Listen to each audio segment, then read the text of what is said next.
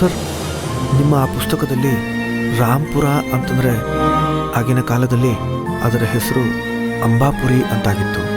ಮತ್ತು ಅಲ್ಲಿರೋ ಶ್ರೀ ಸೂರ್ಯಚಕ್ರೇಶ್ವರಿ ಜಗದಾಂಬೆ ದೇವಸ್ಥಾನದಲ್ಲಿ ದೇವಿಯ ಆಭರಣಗಳನ್ನು ಅರ್ಚಕರು ಮತ್ತು ಖಜಾಂಚಿ ಸೇರಿ ಕದ್ದಿದ್ರು ಅನ್ನೋದಿದೆ.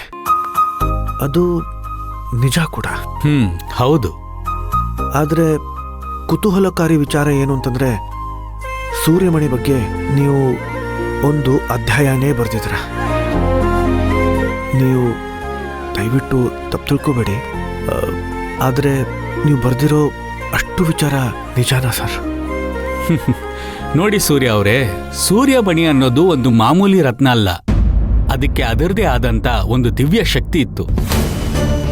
ಆ ಸೂರ್ಯಮಣಿನ ಯಾರು ಅಷ್ಟು ಸುಲಭವಾಗಿ ಕದಿಯೋ ಹಾಗಿರಲಿಲ್ಲ. ಆ ಸೂರ್ಯಮಣಿ ಗ್ರಹಣ ಕಾಲದಲ್ಲಿ ಕಳೆಗುಂದುತ್ತಾ ಇತ್ತು. ಹಾಗಾಗಿ ಕಳ್ಳರು ಆ ಸಮಯದಲ್ಲಿ ಅದನ್ನ ಕದ್ದಿರಬಹುದು.